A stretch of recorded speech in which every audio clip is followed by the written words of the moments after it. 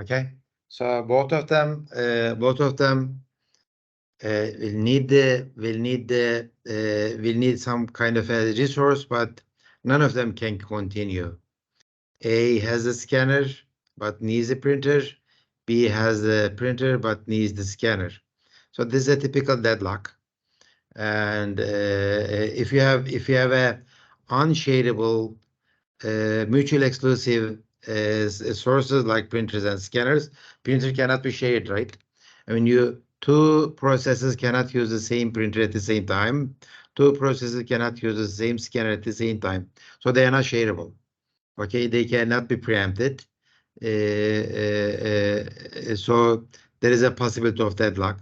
So we talked about this a lot in the history of the computer science operating systems. The theorists of operating systems, they like deadlocks a lot because they have lots of nice algorithms to deal with it.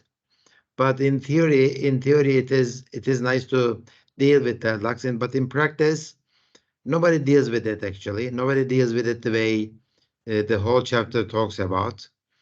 It is less of an operating system issue.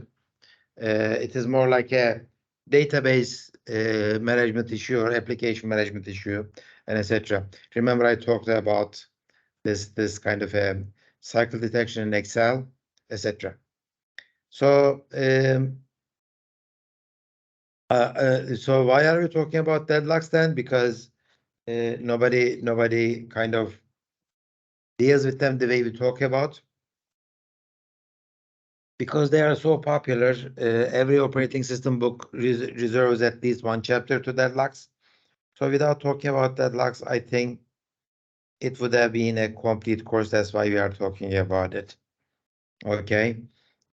So the main reason why the operating system kind of ignores the deadlock or they kind of try to design their way out of deadlock zone is that they are difficult to deal with. I mean, to detect a deadlock, you have to spend lots of CPU time, okay, and it is not worth it because if I'm going to spend like 10% of my CPU time to detect deadlocks, then it is not worth it because they don't happen very often.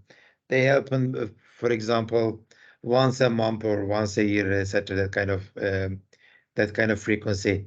So I am okay because my operating systems are not robust enough to survive running for 1 month. We will have other issues. So why bother about deadlocks since we have other bugs in our operating system?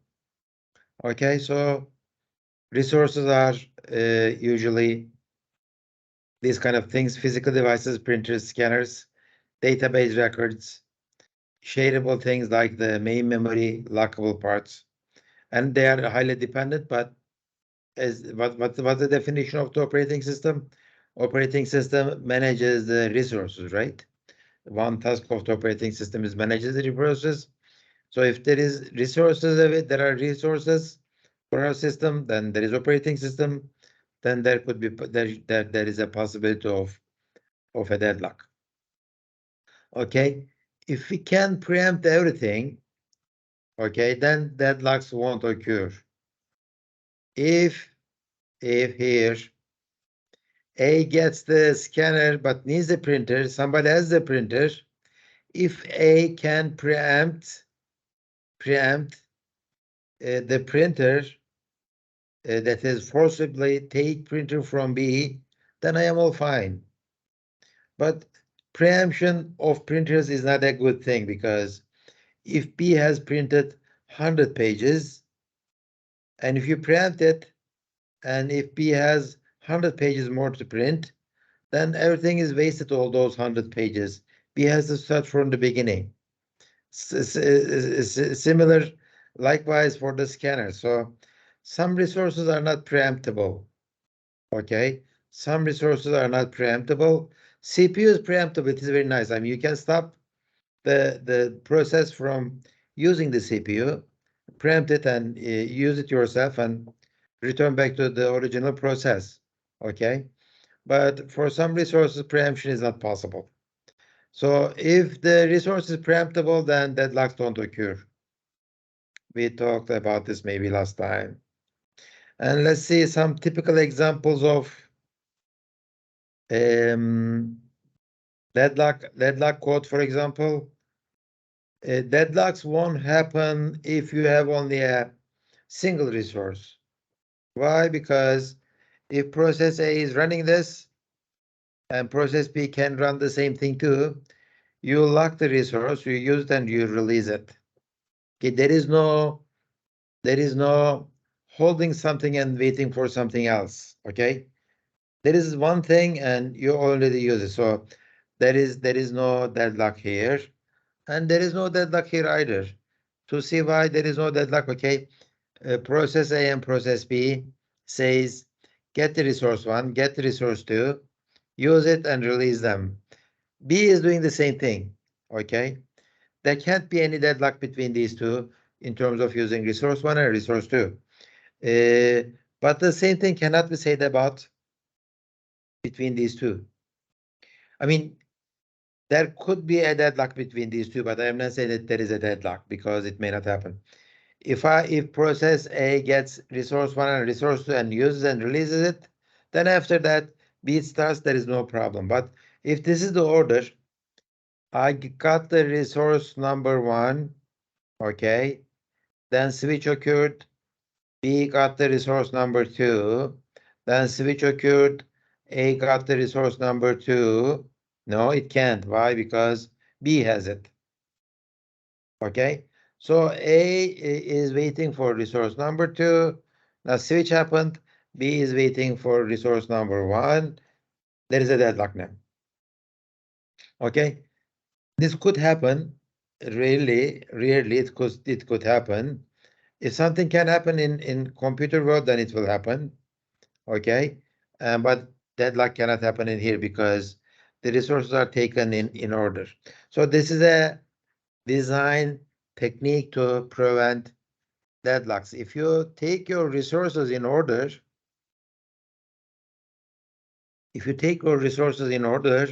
then deadlocks won't happen. This cycle thing will not happen. So there is a technique for this. Okay, this is the definition of a deadlock. Professor, can I ask a question? Sure. And the B part of the potential deadlock, how operating system deals with this situation? Because the two process A and B blocked in a deadlock case. Yeah. So both of them, I think, will be in waiting queue. So how operating ignoring seems cannot solve the problem. Well, I mean, that's a very good question. How do we deal with it? I mean, the first thing is Linux and Windows, they try to design their operating systems in a way that this doesn't happen. So they ask you to write your code in a way that you order your resource allocation and deallocation. Okay? If you always follow this route, 1 and 2, 1 and 2, deadlocks won't happen. But as the end user, I don't have to follow these rules, right? If I don't follow them, if this deadlock happens, Linux and Windows will not do anything. You both process A and B will be in deadlock forever. Okay, but these are interactive systems, right? Most of the time. Once I realize that my application A and my application B is not doing anything. I mean, it has been 10 minutes. They are not giving me my answers. What would I do? I kill one of them. As soon as you kill A, okay, then all the resources will be released. B can continue. Okay, so this is how you deal with it. So you basically don't deal with it. You just ignore it. Okay. After Okay. you design your operating system in a way that deadlocks want to happen. Okay, there are a few conditions for a deadlock to happen, and if you prevent any of those conditions, deadlocks won't happen. Okay. Okay. But there are operating systems who actively try to detect these kind of cases, okay? Who actively try to detect these kind of cases, and they will tell you that don't do that, otherwise deadlock will happen, okay? Don't do that, otherwise deadlock will happen. Or once they detect it, they will tell you that there is a deadlock. Or sometimes they just say that, okay, deadlock happened. I am going to kill one of these processes, or I am going to preempt one of these resources, release the resources, release the printer. So I will end up wasting hundreds of pages to be printed again. So we are going to look at a few examples of those, how we detect this deadlock situation. Okay. Okay, thank you. So this is the definition of the deadlock. A set of processes is deadlocked if each process in the set waiting for an event, that event can be caused only by another process in the set.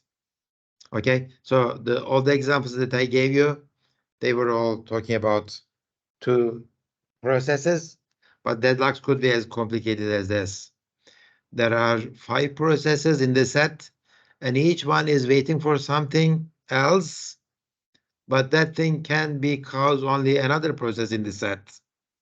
So they are all waiting for each other. So deadlocks are usually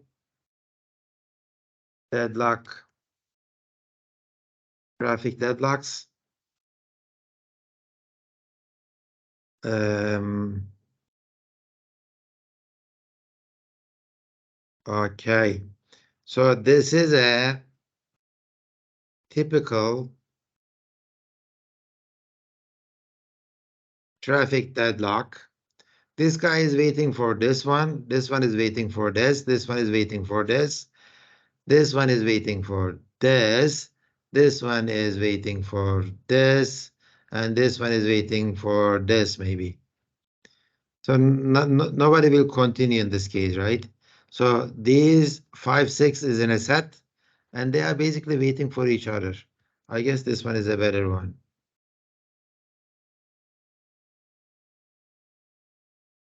No, this is not a deadlock maybe, because these guys are waiting for somebody else. So as soon as they move these guys, this deadlock will be solved. This is not a deadlock. This is a deadlock. This looks like a nice deadlock, yeah. But I don't think that this is this a real image? Do you guys think this is a real image? Yeah. If this is a real image, this is the definition of the deadlock.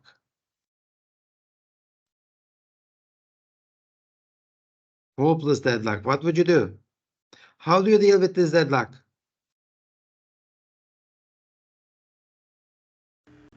Get out of the car and walk. Lift off. Yeah, Lift off. ignoring that. Yeah, okay, yeah, okay. Yeah, you are trying to use another computer. No,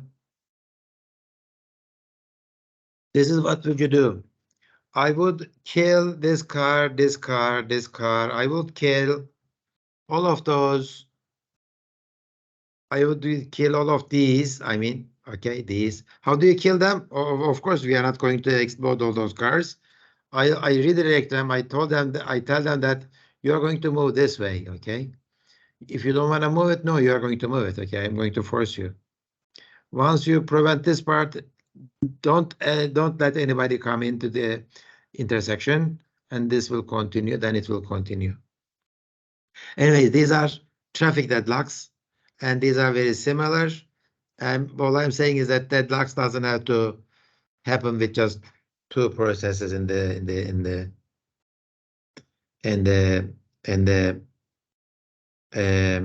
two processes in the set. Usually they call it, well, yeah, they call it gridlock. Gridlock traffic. In gridlocks, Usually, it is not easy to see if it happened because everybody is waiting for others and there are buildings in between them. I couldn't see it. These are traffic jams. These are not gridlocks. Anyways, okay. So, these are the 4 conditions that are required for a deadlock to happen. Without any of them, deadlocks can't happen. So that's why we say that deadlocks are kind of rare. Why? Because if there is a deadlock, it has to satisfy each of these. Each of this. All of them has to be satisfied. Mutual exclusion. Okay. Each resource is either available or assigned to exactly one process, like a printer. Okay. So mutually exclusive device, mutually exclusive memory location, etc. So printers and scanners and some mutexes, semaphores, and etc. They are mutually exclusive resources. Hold and wait. Okay. If there is a process causing a deadlock, okay, processes holding resources can ask for more. Okay. I got one resource and I am asking for another one. I got the resource number 1 and I am needing another one. It's like this. B has resource 2, but now it says that I need resource number 1. Hold and wait. No preemption. Okay. The resource causing the deadlock cannot be preempted. Resources cannot be taken away from a process involuntarily. And at the end, there has to be some kind of a circular wait. Okay. If I have such a thing, A is waiting for B, B is waiting for C, C is waiting for D. This is not a deadlock case. Okay. Eventually, either D will be done, then it's going to be C's turn, then B and D, and then A. Okay. But if I have something like this, if I have something like that, then there is a circular wait. Okay, there is a circular wait, and this will cause a deadlock. So let's model the deadlock. Let's model the deadlock using the resource allocation graphs. I have a resource and I have a process. Processes are circles or ellipses or ovals. Resources are rectangles. Okay. A has the resource R. B needs the resource S. B is asking for resource S. A got resource R. In this case, C has resource U, but it needs T. D has resource T, but it needs resource U. So there is a deadlock here. So these are called resource allocation graphs, and they are very useful for us as human beings to see if there is a deadlock or not. Okay. Okay, so first thing first, I mean, if there is no parallelism, if there is no multi-processed operating system, then there is no deadlock, right? So if process A runs, request R, request S, release R, and release S, then we are all fine, right? Because I am running process A first, then process B, then process C, because there is no switching, there is no multitasking in this operating system. No parallelism, no deadlock, it is all solved. Okay, so the deadlock is a problem of multitasking operating systems. Okay, that's the thing. So you might say that if you like to prevent deadlocks, then even if you have a multitask system, use it as a single task system, then you will be fine. Yeah, that would be a solution, but that would be a very bad way of wasting your resources. Because if the resources are usable by different processes, why not use them? Okay, this is a case for a deadlock. A requests R, Okay. A says that give me R. Yeah, I got it. Then B says that give me S. Then you got it. C says that give me T. I got it. Then A says that I need S, but S is taken by B. So B will be on hold.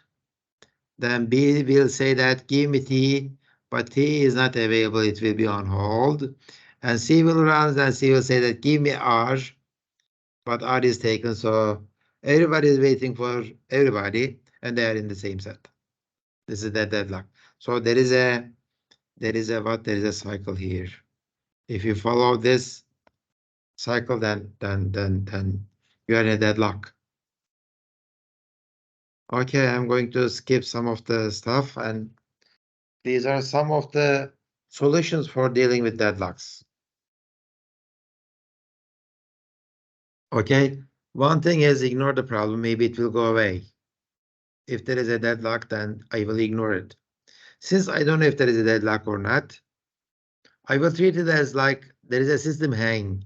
It could be either a system crash, it could be something else. So I will treat it like a regular system crash. And if you wait long enough, sometimes it will go away. Ignore the problem. The second approach is detect and recovery. You let the deadlocks occur, okay, and you detect them and you take action, okay. And the third one is dynamically don't let anybody allocate resources that causes deadlock. Okay, dynamic avoidance by careful resource allocation. Whenever you are allocating something, operating system makes this calculation, says that no, don't do that, and don't do that, and don't do that. Okay, so this is expensive, and this is expensive too, in terms of CPU usage and system resource usage, because every time I need to allocate something from the operating system, then operating system say that, well, let me check if it is causing any deadlocks. And deadlock detection algorithms, they may not be that they not be that cheap to execute. And detection and recovery, and the same thing too. Okay, always be alert in case there is a deadlock happening, and when you detect it, then take the action. Finally, the fourth one is prevention by structurally negating one of the four required conditions. Remember, four conditions: preemption, hold and wait, circular wait, and mutual exclusion. If one of those is not there, then there is no deadlock. So Windows and Linux kind of follow this fourth one. The operating system is designed that way, and the first one. They don't do 2 and 3.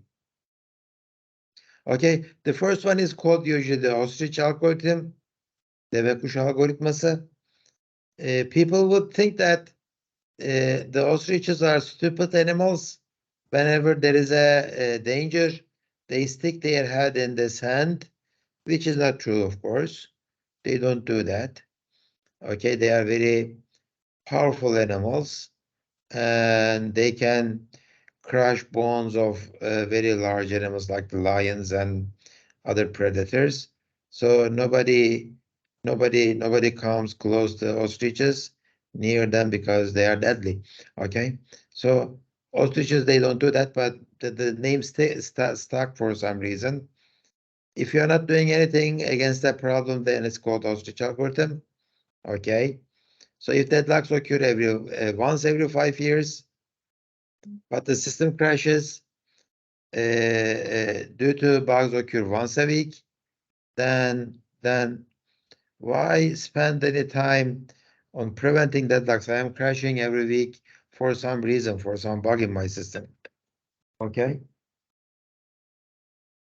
So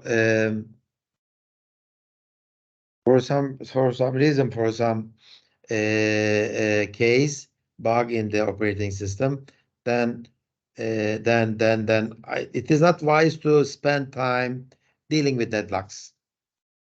Okay.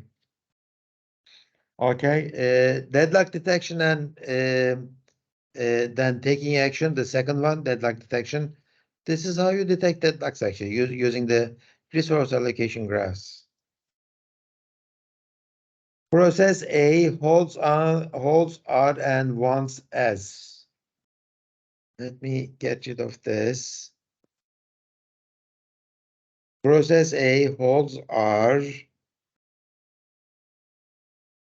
Holds R and wants S. Process B holds nothing and wants T. Process B wants T. Process C holds nothing and wants C. Okay. Process C holds nothing, wants S. Process D, you got the idea, right? So if this is the case, is there a deadlock? By looking at it, it is difficult to kind of see it. But if I follow this route, okay, there is a cycle. So there is a deadlock. With the rest of the system, like this, with the rest of the system, there is no deadlock, okay? But here in this case, there is a deadlock, okay? So detect this and you will know that there is a deadlock and take action. Maybe kill one of these processes, okay? Maybe preempt one of those resources. I don't know, okay? So algorithm to detect the deadlock is this. I am not going to talk much about it, but this is basically doing a depth first search from each node, okay? You make a depth first search from each node. For each node n in the graph, perform following 5 steps with n as starting node. Initialize L to empty list for each node, okay? So it's a very expensive algorithm actually. Each node is, okay, each node is a resource or a process. As you know, there are hundreds of processes on the simple computer, and there are thousands of resources available. So every time a resource allocated, etc., if I have to run this, then I will be in trouble in terms of CPU usage. Initialize L to an empty list and add current node to the end of L. Check to see if node appears in L 2 times. Okay, so basically you are doing a depth first search from each node, and you are trying to see if I am adding another node to the same graph 2 times. That means what? If I do it 2 times, then there is a cycle. Okay, so I'm not going to talk more about that algorithm, but that's how it happens. I'm just trying to say that it's a very expensive algorithm because it involves considering all the resources, considering all the processes, and doing a tree traversal. Okay. Okay. What else? Up to now, we all said that there is one printer in our operating system. There is one scanner in our operating system. What happens if there are resources with more than one copies? If I have 5 printers, if a process needs a printer, then I can allocate one of those printers to that process, right? I can allocate one of those printers to that process. So it doesn't have to be like a process A, process B, This is scanner and this is printer. Okay. If A needs the printer, B can use the second printer because there are two printers in it. Okay, this could happen. So this resource allocation graph doesn't work for this kind of cases. So you have to say either my resource P1 and P2, P1 and P2.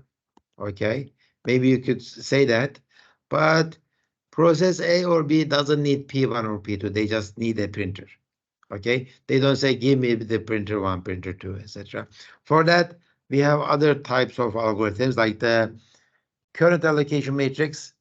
It says that row n is currently allocation of process n. So these are the counts of resources taken by process n. So I got 1 printer, 2 scanners, 5 database records, and etc. This matrix is for how many of them are available, how many of them exist in our system. Okay, so I have these two request matrices and the current allocation matrices. Sorry. Request matrix is how many of them are needed by the processes. These are how many of them are allocated. Okay, these are resources available and these are resources in existence. Using these four data structures, I can come up with an algorithm to tell you that the system is a deadlock or not. Okay, so when the deadlock happens, what do? You preempt, you roll back, or you kill the processes. Okay, sometimes preemption is not possible. Okay, sometimes you say you roll back. Okay, the last resource that I have allocated caused the last process that I have allocated resource caused a deadlock, so I am going to deallocate it. Okay, for example here.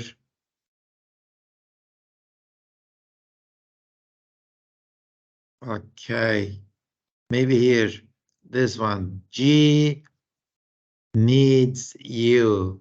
Okay, when I after doing this, I see that there is a deadlock occurred.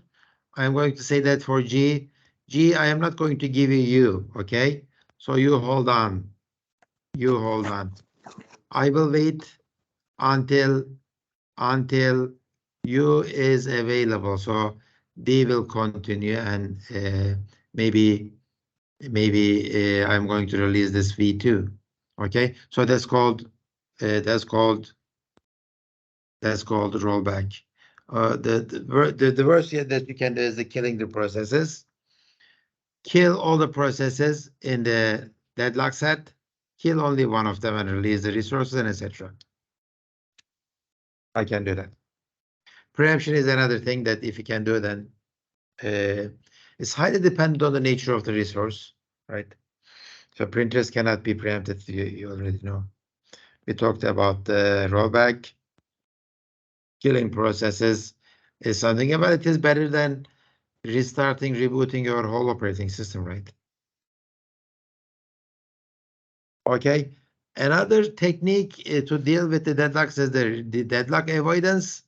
Okay. You make these kind of timeline plans.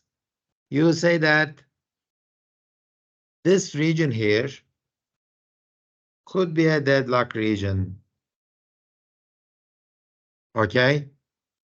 So in my timeline, process A and process B, they need to tell you what they are going to use in advance, and you are making a plan so that I would avoid this area where both of them are using the printer and the plotter at the same time. Okay, so that's a very careful plan. That's a very careful plan to do. That's why this algorithm is very expensive. So I will skip that one too. Another algorithm is the banker's algorithm.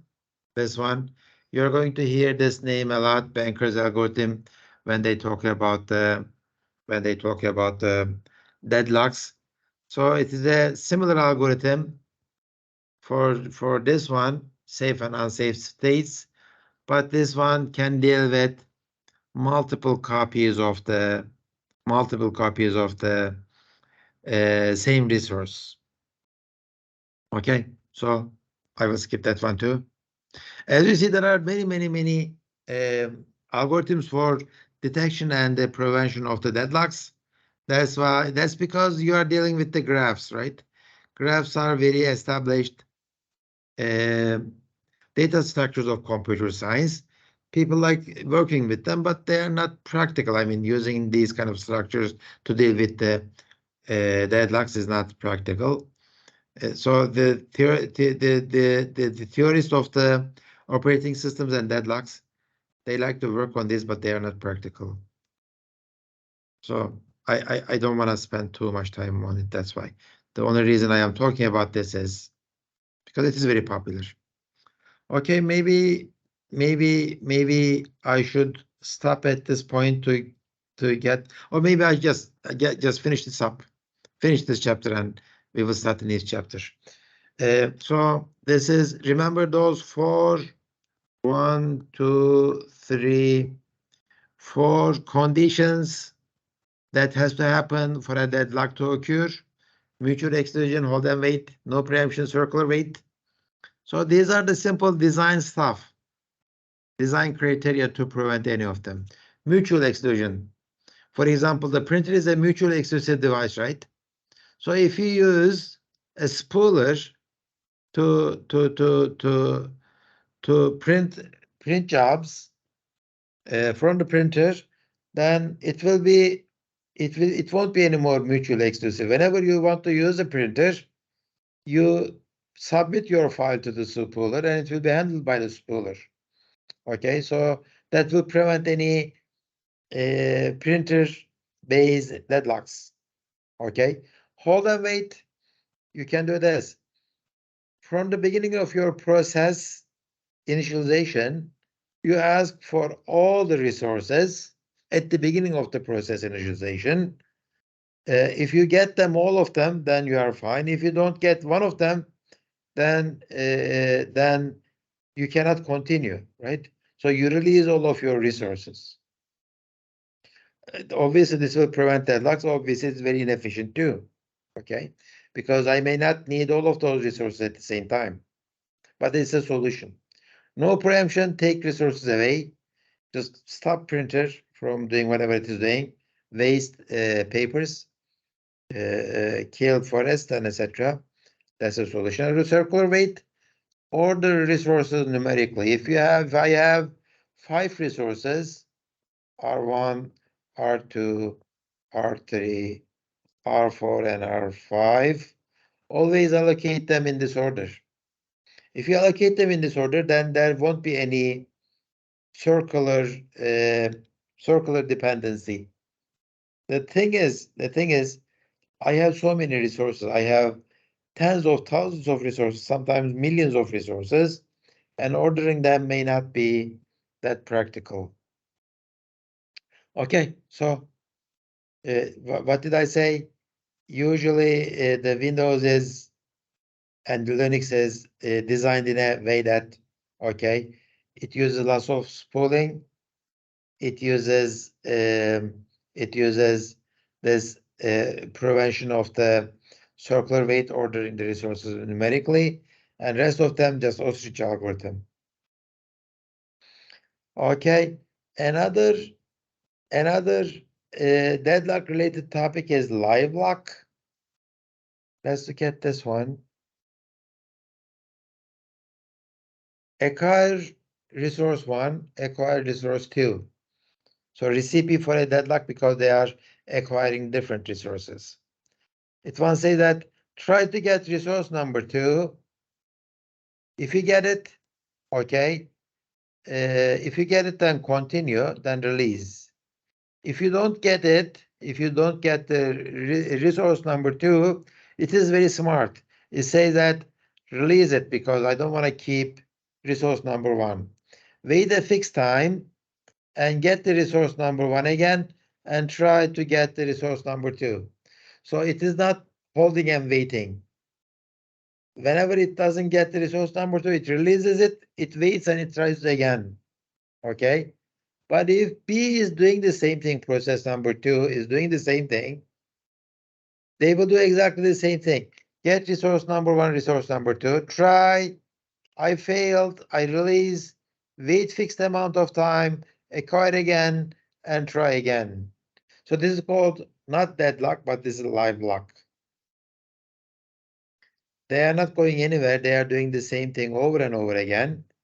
In effect, they are waiting for each other, but they are waiting for each other not to release a resource, okay? Because they are waiting for each other, they are doing the same thing. It's called live lock. Okay, this is not, of course, as common as deadlocks, but it happens theoretically. Finally, something related to starvation. Starvation is different from deadlocks or the live locks. Okay, if a printer says that I am going to print the short jobs first, so that my throughput time is good. Okay, if I do that, any process who needs to print a very large job may wait indefinitely. Okay, that's called starvation. Okay, that's called starvation. If there is a constant stream of process with short files, then process with the huge file will never be allocated to the printer. This is not deadlock, this is called starvation. Okay, good. So let's take some break. If I don't have any questions. Do I have any questions? Okay, break.